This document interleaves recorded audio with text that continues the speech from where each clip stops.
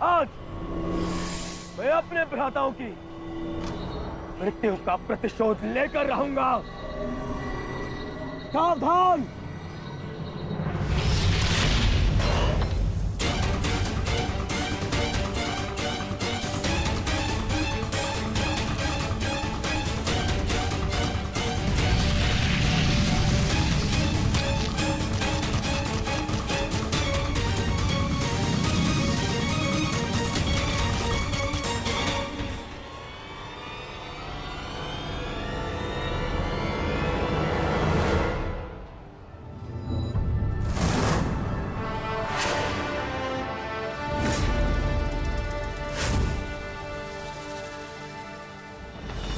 आपका प्रतिशोध पूर्ण हो ना हो, परंतु मेरा प्रतिकार आज अवश्य पूर्ण होगा।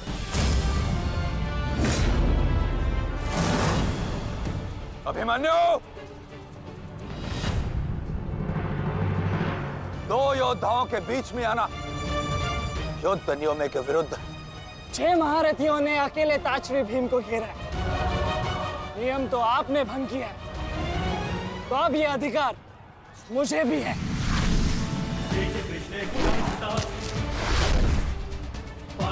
अभिमन्यु!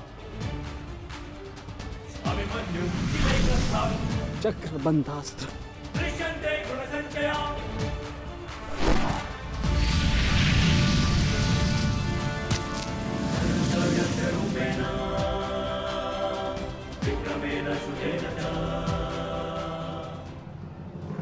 अभिमन्यु, तुम भूल रहे हो, मैं तुम्हारे पिता के आचार्य का पुत्र हूं। चक्रबांध अस्त्र का तोड़ मैं जानता हूं। चक्र विपरीत अस्त्र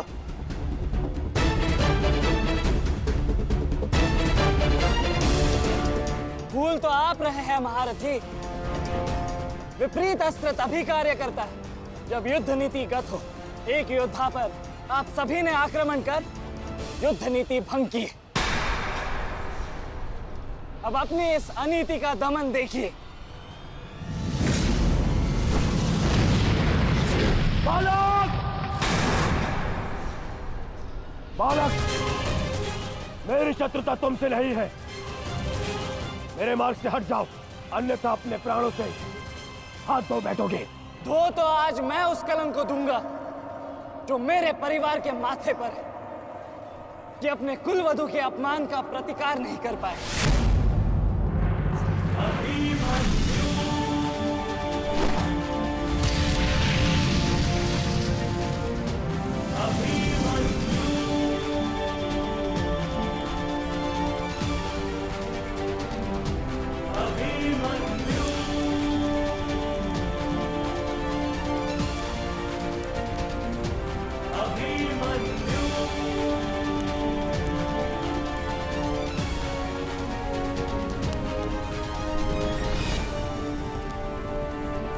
मेरी शत्रुता तुमसे नहीं है। मेरे मार्ग से हट जाओ, अन्यथा अपने प्राणों से हाथ धो बैठोगे। धो तो आज मैं उस कलंक को दूंगा जो मेरे परिवार के माथे पर है, कि अपने कुलवधु के अपमान का प्रतिकार नहीं कर पाए।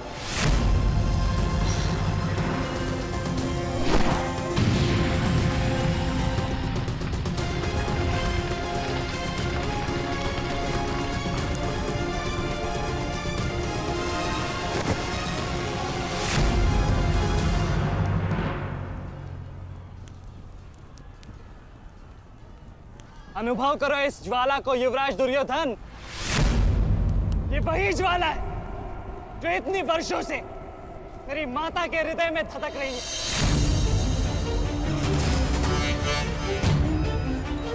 छोटा था मैं बहुत, पर मेरा रोम रोम जल उठता था ये सुनकर कि मेरी माता के साथ क्या हुआ। सोचो, मेरे माता पिता और मेरे काकाओं पर क्या बीती होगी जब उन्होंने वह दृश्य देखा। मेरे माता पर क्या बीती होगी जब सहस्त्रों आंखें उनके वस्त्रहीन होते शरीर पर पड़ रही थी। आज मैं आपको उस अपमान का अनुभव कराऊंगा आपकी पूरी सेना और महारथियों के समक्ष आपका वस्त्रहरण करूंगा और कोई कुछ नहीं कर पाएगा।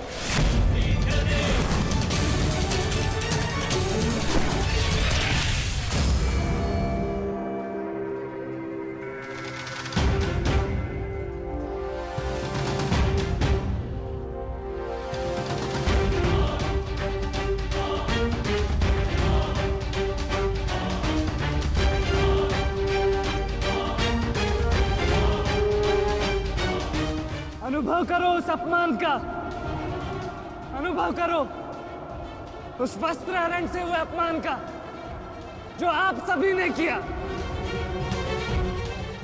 नदी जब सीमा तोड़ती है तो बाढ़ आती है। आज आपकी पाप की धारा की बाढ़ में आप स्वयं बह जाएंगे काकाश्री।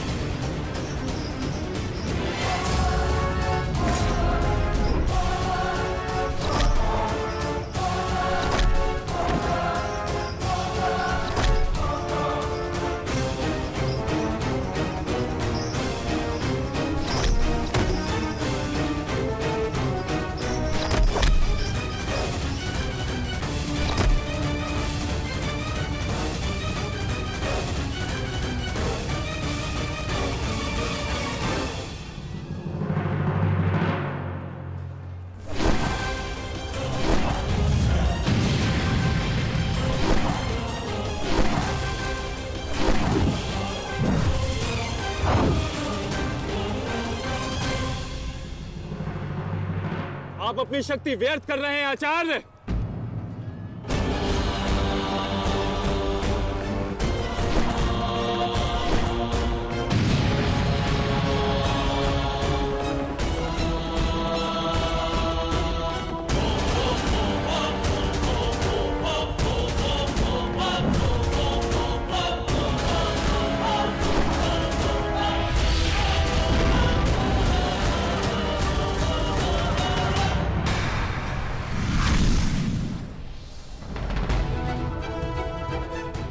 दुर्योधन को मेरी सहायता की आवश्यकता है।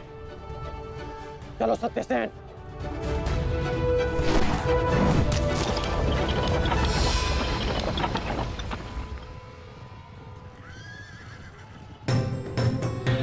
कहां चले अंगराज? मैं जानता हूं कि तुम्हारे मित्र पे आए संकट का संदेश तुम्हें मिल चुका है, परंतु मैं तुम्हें जाने नहीं दे सकता। तुम कदाचित मुझे रोक सकते थे अर्जुन, परंतु तुमने एक भूल कर दी। तुम अपने रथ पर नहीं हो अर्जुन। हाँ, वासुदेव तुम्हारे सारथी हैं, परंतु महाबली हनुमान का आशीर्वाद तुम्हारे रथ पर नहीं।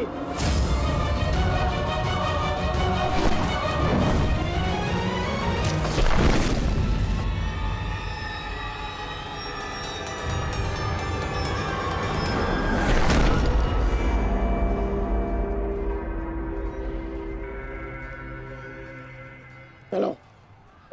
मैं अभी भी पराजित नहीं हुआ हूं कर्ण। तुम इस प्रकार द्रोण छोड़कर नहीं जा सकते।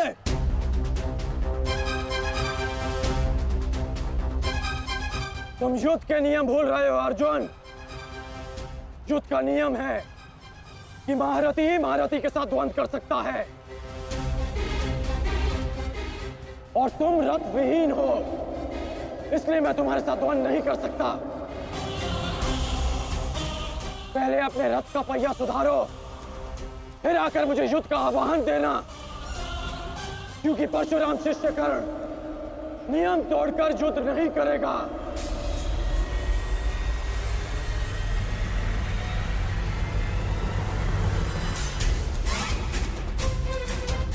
चलो सत्यसेन।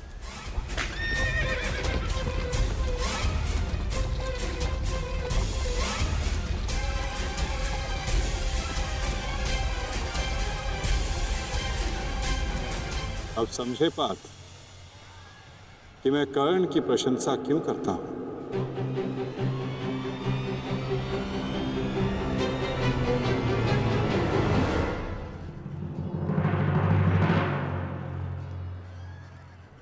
मानता हूं कि आपका वध करना काकाश्री की प्रतिज्ञा थी।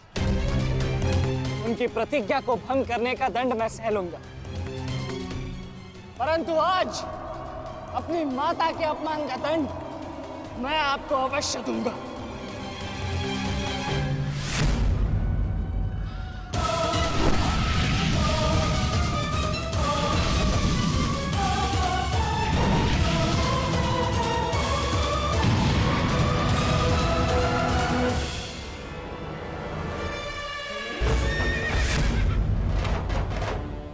किसी की प्रतिज्ञा टूटे पर मेरी प्रतिज्ञा नहीं टूटेगी अभिमन्यु। और मेरी प्रतिज्ञा है कि जब तक मैं जीवित रहूंगा मेरे मित्र के प्राण नहीं जाएंगे।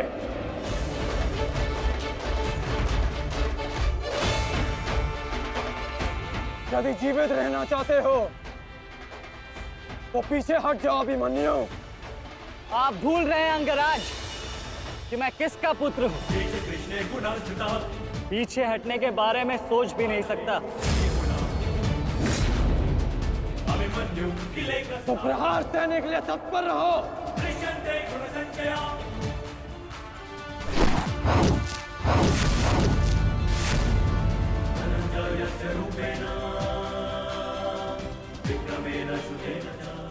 ये मेरे लिए पर्याप्त नहीं अंगराज।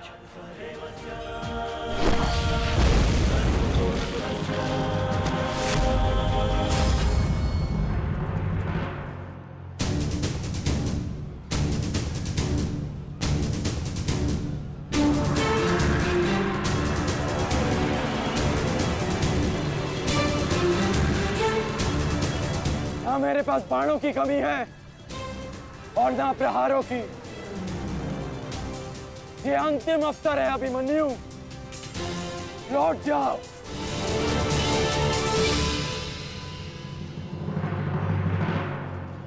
तो मेरे तुनीर में भी उत्तर प्रस्तुत है अंगराज।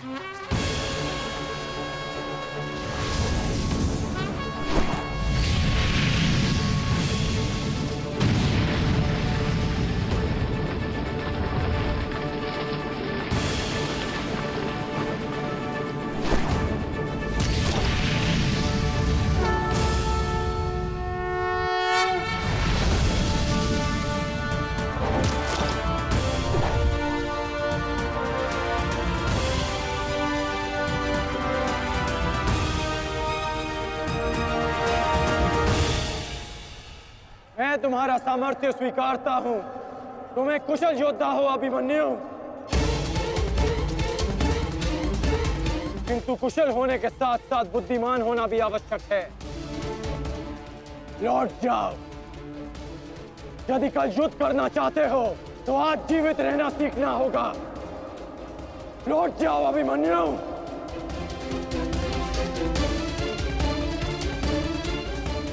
एक योद्धा के लिए आज या कल नहीं होता अंगराज।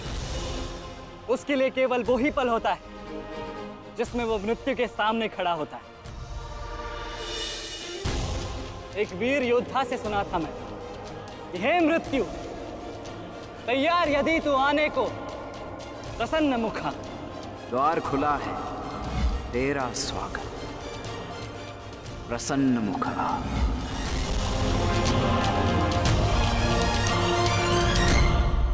मुझे रोकने का अब केवल एक ही अस्त्र है आपके पास। यह आपको मेरा वध करना होगा। तो लीजिए अंगराज, अपने पुत्र के मृत्यु का प्रतिशोध लीजिए। आपके समक्ष आज वो योद्धा खड़ा है जिसके पिता ने आपके पुत्र का वध किया था। प्रतिकार कीजिए अंगराज, रुके क्यों है? क्योंकि जो पीड़ा मैंने सही, मैं नहीं चाहता कि वो पीड़ा मेरा शत्रु भी सहे। कृष्ण ने अपना विकल्प स्वयं चुना था। वो रणभूमि छोड़कर जा सकता था, परंतु उसने मृत्यु चुनी। गर्व है मुझे तुम जैसे युवा योद्धाओं पर, जो अपना कर्तव्य पूर्ण करने के लिए सदैव तत्पर रहते हैं। मैं जानता हूं कि तुम पीछे नहीं हटने वाले अभिमन्यु, परंतु मुझे भी अपना कर्तव्य पूर्ण करना है।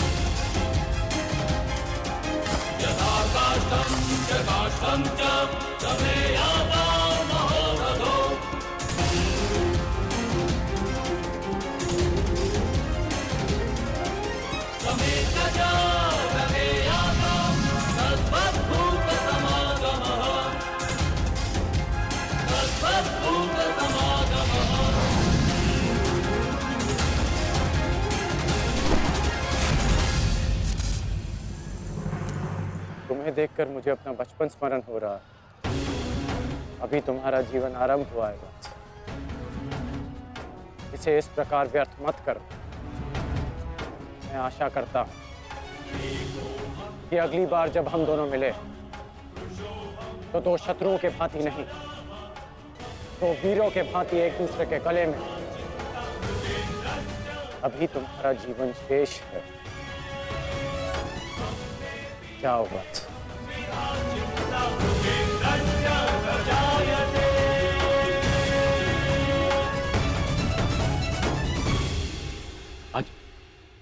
आज कौरवों की विजय हुई है गांधारी। पांडवों की एक अक्षुणी सेना को ध्वंस कर दिया है हमने आज। भीम हमारे एक भी पुत्र को क्षति नहीं पहुंचा पाया, एक भी।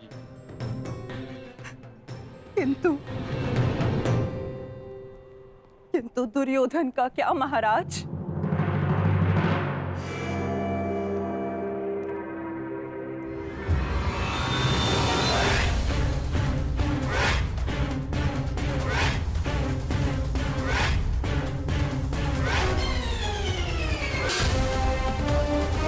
मित्र,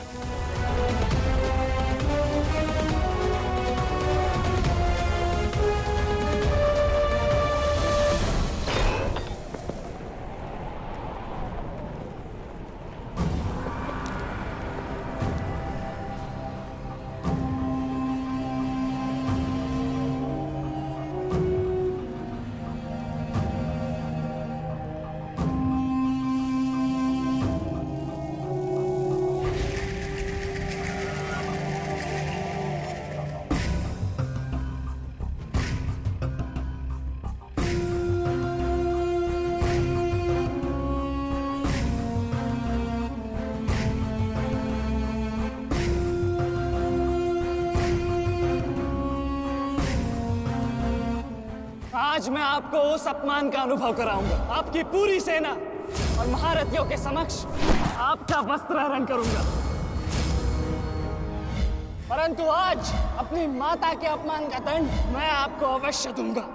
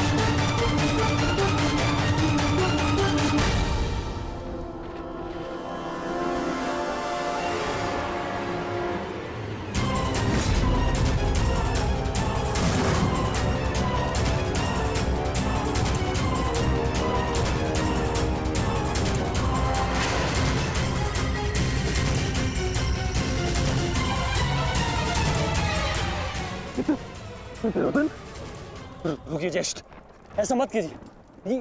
ये क्या कर रहे हैं आप? दुर्योधन, दुर्योधन, ये सब कुछ क्या है? आज के इस युद्ध में हमें विजय मिली है, फिर ये सब कुछ क्यों कर रहे हो तुम? ऐसी विजय जो अपमान की थाली में सजा कर मिले, ऐसी ही विजय से श्रेयस्कर है कि मृत्यु को पालूं। मेरे जीवन में कभी मेरा इतना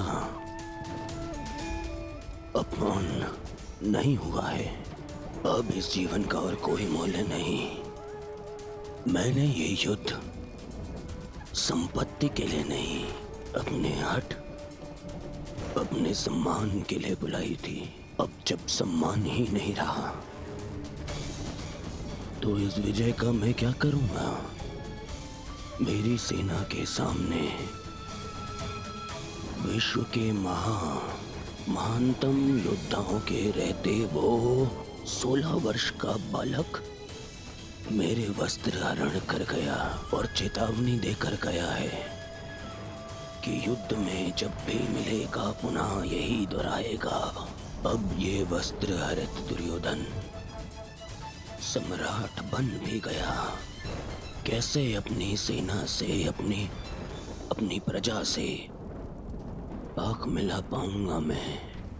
इस लज्जा के साथ मैं अब जीवित नहीं रह सकता। नहीं दुर्योधन, देखो अपने क्रोध पर काबू पाओ। देखो विजय हमारे निकट है दुर्योधन, मानो मेरी बात। छोड़िए मुझे मामाश्री, छोड़िए मुझे, अन्यथा इस अग्नि में मैं अपने आप से पहले आपकी आहुति दे दूंगा। छोड़िए मुझे। नहीं, छोड़िए, छोड़िए मुझे।